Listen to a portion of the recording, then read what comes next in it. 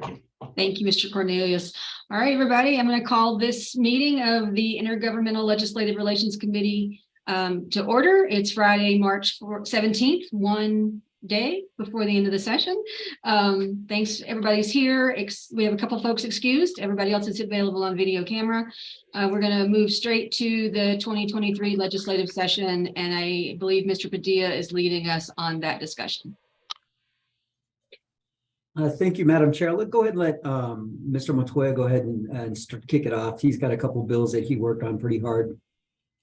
Thank you. I might have misunderstood who was going first. Sorry about that. Yeah, no worries. Thank you, Madam Chair. Thanks, Isaac. So I'll let Isaac cover the capital and some of the junior spending and also a couple of key bills on tax and so on he was working on. But I just wanted to kind of give an update on the crime bills, MCI bills, and a couple other bills we were working on. Since David and Joe are, I think, still tied up. So just hope everybody heard that Benny Hargrove, HB 9, the secure storage bill passed and was signed by the governor this week. That was a huge win. The retail crime bill, HB 234, also passed, and that's headed to the governor's desk. The warrant bill, the warrant overtime bill, the actual legislation, the language it has not passed. We don't expect it to make it, but there is a $10 million appropriation to pay for warrant overtime in HB 2, and barring something surprising, hopefully that'll stay in the budget. We had HB 316, the asset forfeiture bill, didn't make it. That one died. Also, we had a retention bill for APD, HB 227, also didn't make it. The body cam bill, Senator Pope's bill, SB 368, also passed both chambers and headed to the governor's desk. And the other big win, non-MCI, was the MRA bill to expand sort of access to resources for all the MRA areas around the state, including all the ones in Albuquerque. SB 251 that passed, also headed to the governor's desk. So we expect her, hope, to sign it. And then the speed enforcement hearing bill, which our clerks were working on to make sure we can effectively implement the speed enforcement camera and citations at HB 462, that also passed, and we expect hopefully that'll be signed. And and one more, and then I'll let Isaac go over some of the tax bill and some of the UNM TID and maybe some of the junior and capital stuff. The catalytic converter bill, which I know the council supported with the council version, the legislative version of that, which is different, but adds a number of other law enforcement tools to enforce catalytic converter theft. SB 132 that also passed, and we expect that to go to the governor's desk. So we did pretty well overall in the MCI bills, and obviously MRA and speed enforcement, those are two big wins. And I'll let Isaac talk about the UNM TID, the capital, junior, anything else I forgot, Isaac. And then, Madam Chair, maybe you can ask any questions you or the committee members have. Sure, go ahead, Mr. Padilla. Thank you, Madam Chair. First, I'll start with the junior money. That's SB 192. That passed yesterday. So I don't know if you guys have copies of the bill or not, or the information, but if not, let me know and I can send it to you, but I believe you should have it. The UNM TID bill, that also passed on 3/14/2014. So that was a bill that we were following. It should help us to do some redevelopment around the university area. And then for the capital, we went through it, and as far as in HB 2, there was $250,000 for two parks in the junior bill. So that's SB 192. We're still going over everything in the HB 2 to see what capital's in that. I know that there's some money in there, but we're still analyzing that. Overall, if you include what we found in the capital program for in HB 2, in the capital in the SB 192, or the junior money, and the capital outlay bill, is about $100,900,000. So we broke the $100 million mark, which is about 37 or 38% higher than what we got last year. So we did pretty well with the capital program. Some of the big things that received a lot of money were the Gateway received about 10 million. North Domingo Baca Pool received about 6 million. The what's it called? The Balloon Fiesta Park received a large chunk of money. It's about 12 million. There's some money that was just moved in an amendment. Southwest Public Safety received 3 million.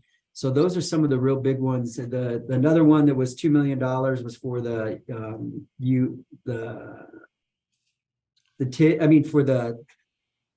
Walmart in San Mateo. And then with the TID bill and that $2 million, we think that we'll start drafting a plan. I know that Eric will work hard on that plan to figure out what we need to do, and the people in economic development to see what we can do to help when Walmart moves. And with those two things in place, we feel like we have a pretty decent shot at doing a development there to help stabilize that neighborhood. And if you guys have any questions, please let me know. Any questions for either Mr. Montoya or Mr. Padilla?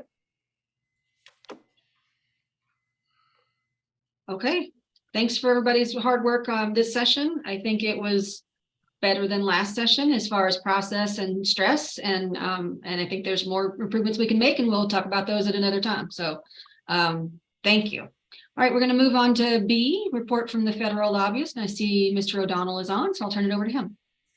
Madam Chairman, members of the committee. So today is the end of the earmark request period for the congressional delegation.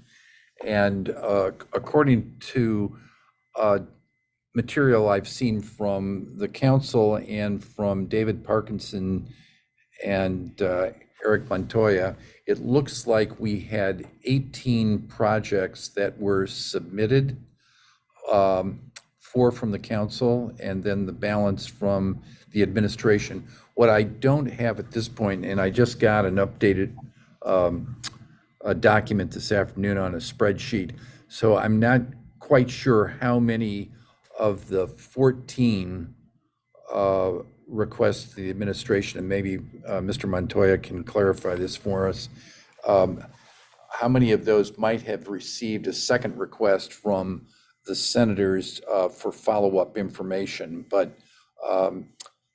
that's where we stand at this point today. Thank you, Mr. O'Donnell. Does anybody know that number on the number that were requested for follow-up? Yeah, Madam Chair. So David Parkinson, who I was sort of pinch hitting while we got him in place. He was David, some of you know, was on Senator Lujan's staff and came over on Monday and jumped right in and was fortunately had some experience and had been coordinating this for senators. So we had a kind of a good idea of the process, and he's been working hard to make sure we got everything in. I think at the end it was closer to 20 projects.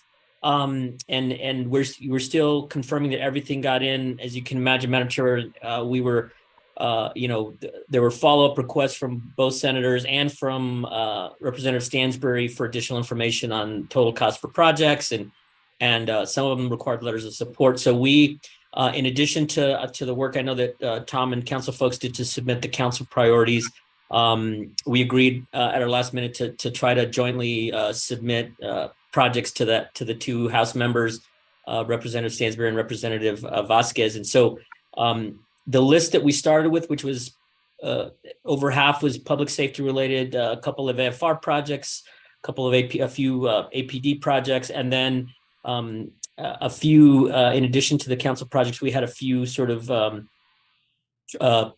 parks related, open space related projects we submitted either to one or both of the senators, and in a couple of cases where we also submitted them to Representative Stansbury. And then the one project that we submitted to Representative Vasquez was the APD RTCC real-time crime center technology and facility upgrades request, and primarily because it's physically in his district, and also his staff talking to David, they really wanted a kind of support a public safety project. So that's what we submitted to him.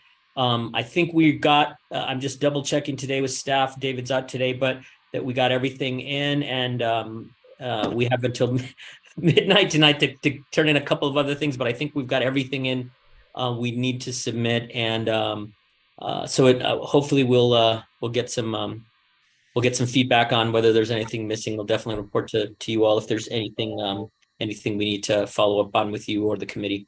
Thank you, Madam Chair. Thank you, Mr. Montoya. So I realize we're bleeding over into item C. So we're gonna combine these two and say that we're talking about all of the earmarks now. Mr. Minicucci, did you have anything to add? Madam Chair, yes, basically that the council office did submit its projects. We have them all in on time. We were down to 4 projects. All of them were accepted except for one of the projects to Senator Vasquez. We sent it in not knowing if it quite fit an account just to see what they'd say. And they said they couldn't quite fit into account. That was Southwest Public Safety Center. We even asked if they could go do a quick review, if they could find an account, and because we couldn't, and they said they also couldn't find one. So that one, we tried our best, but we did get in the applications to Senator Heinrich and Senator Stansberry for the youth center and for the Pueblo Alto project. And then for Route 66, we sent in applications to Representative Stansberry and Representative Vasquez. So that's basically where we're at this time. The only other thing I would add is that if the administration so chooses, if they did not have any of their projects were not on the council's kind of list of federal priorities in our resolution with the council. Usually what we do know that new stuff comes up in between when the resolution is passed and when we actually submit items, and the ordinance allows for that. If they would want to, they can get us that list. We can go ahead and prepare a resolution to do an updated list, which is usually what we do every year, and we can make them formal council priorities. And then also, if they can provide us their list of items that they ultimately sent in, we can prepare a final a spreadsheet for the committee on that one. So.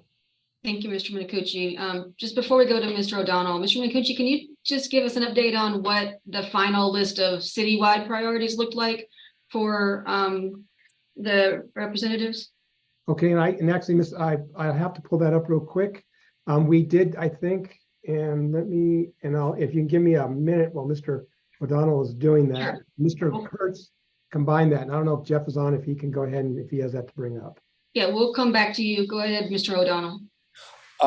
Madam Chairman, members of the committee, I did see, as Mr. Montoya said, there were 20. I just looked at, while the discussion was going on, I looked at the spreadsheet that Mr. Parkinson sent me. It is 20.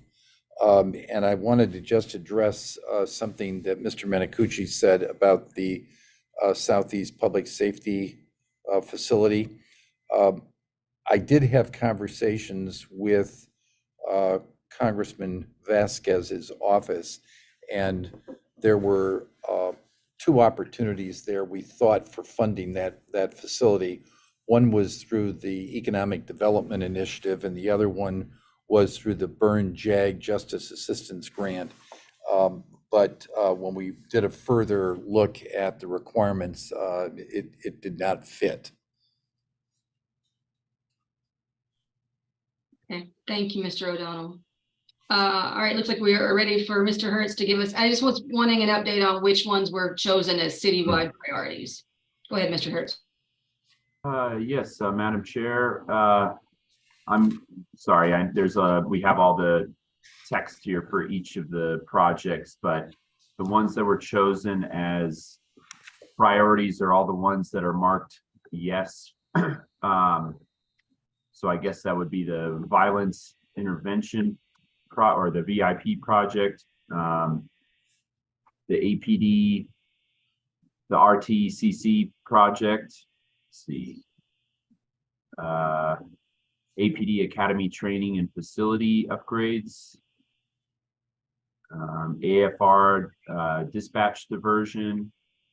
Let's see, that's happening.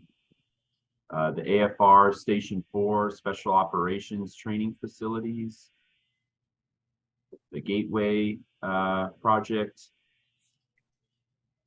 Bullhead Park, T. Harris Biozone, the youth shelter, Pueblo Alto International District Stormwater Project, Route 66, and Southwest Police Substation. Those are the ones that were all citywide priorities. Thank you. Any questions on that? Mr. O'Donnell, or is your hand up with a question on that, or is that a legacy hand? I forgot to take my hand down, Madam Chairman. Any other questions? I guess I just had a request more than a question is, Mr. Hertz, could we get maybe just a one pager that lists out the citywide priorities? And I don't need the giant description, but just a couple of sentences, because I do talk to folks in those offices regularly. I'd like to be able to present more than just the ones that I know about. So that like a little one pager would be kind of helpful. Madam Chair, yes, I'm happy to do that, and we'll prepare that and send it out to everybody after the meeting. Very helpful. Thank you so much. Okay, any other questions on the federal spending applications? Madam Chair, Yes. if you don't mind, add that, when we went through the worksheet, I went ahead and checked off on all of them. I think that it goes against what the information that we had received about having a limited amount. But I just felt that, with council and some of these priorities, obviously, everything that the administration put forward would be, something that we would all be supportive of. But I just hope that at the end of the day, when these go in, it doesn't go against all the information that we received about having only a limited amount of requests. With that being said, we went ahead and pretty much supported all of what the administration put forward. And I still think that we have to put that in front of council, as Mr. Hurd said. I mean, obviously the IGR committee has their say, but in front of council, obviously they'll be able to make decisions as a whole, whether we want to continue to make those all our or not. But yeah, I feel like the information that we had received was good information and that we needed a smaller amount, but that didn't happen. So thank you. Thank you, Councilor. Mr. O'Donnell. Yes, Madam Chairman, members of the committee, what I would say is I just put down the list that Mr. Hertz read off, and I don't have time right at the moment to go through the whole list and look at the accounts, but one of the challenges, and this is addressed to Councilor Pena's comments, one of the challenges the delegation will have is if along these 14 that were requested, if there are several that are from the same federal program account, then they're essentially competing against one another. I only raise that because in the efforts that the congressional staff, and I congratulate them and praise them for their efforts in working with the city on these lists, sometimes they're not aware that there are other projects because you have several staffers working on these. Sometimes they're not aware that they may be identifying identical accounts for some of the projects. So it's something that we should think about in the future. But I'll get back to you on the list and scrub that to see if there are duplications. Thank you, Mr. O'Donnell. Any other questions, comments, concerns? Madam Chair, Yes, Mr. McPitchett. one quick comment. I think each year, I think our process will get a little bit better. One of the big things that happened is the last 3 years, earmarks have been brand new. And each year the Congress has been figuring it out because it's brand new to them, what they're doing. And I think looking at this year, there are a number of trends we're seeing and what they're wanting, and what looks like they're going to make permanent into their congressional earmarks. And again, Mr. O'Donnell, Mr. Grego can add on or correct me, like for instance, the number of accounts they're using and so forth and so on, and the type and the exact accounts they're using. And so I think next year that allows us to, with more surety to be able to like get together in October and November and say, okay, these are the counts they're going to use to get the programs out and let people identify, hey, look, these are the counts that will most likely be viable. Look at them, study the accounts, go through them, see what's eligible, and identify a project. We can get a little bit more ready and have a much more sure chance that we've chosen a project that will be authorized. I think that's just one of the advantages of as the CDI program, earmark program gets more mature, that it'll help us also. Agreed, Mr. Minicucci. Mr. O'Donnell. Madam Chairman, members of the committee, yes, let me say something about what Mr. Minicucci just said, and that is this year we have, with the Republicans in charge of the appropriations process on the House side, Democrats on the Senate side, the Republican majority shrank the number of accounts, federal program accounts that can be used.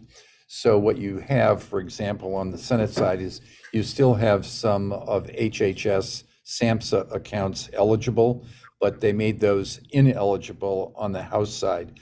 How I think that will play out, and let me just say, the appropriations process this year is going to be a little more complex because there's going to be wheeling and dealing between the House Republicans, the White House, and Senate Democrats on the debt limit and what's in the appropriations bill and what they may take out.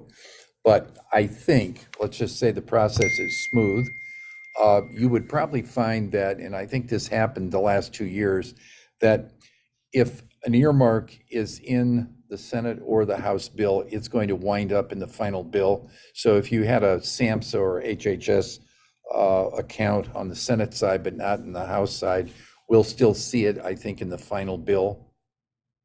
So I just wanted to make that point. Thank you, Mr. O'Donnell. Any other thoughts, questions, concerns around the congressionally directed spending applications?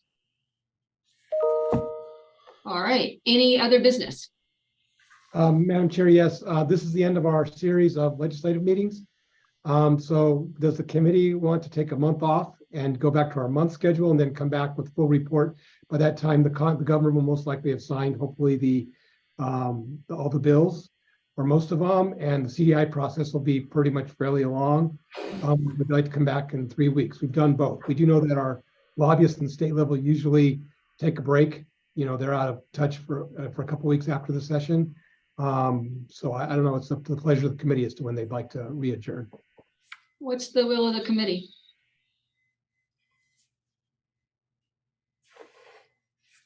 Madam Chair, I think we can take some time off. I think that would be great. Nothing else really I think is going to happen unless something from the federal level that we need to be kept abreast of in the meantime. So I guess I would defer to Mr. O'Donnell on that.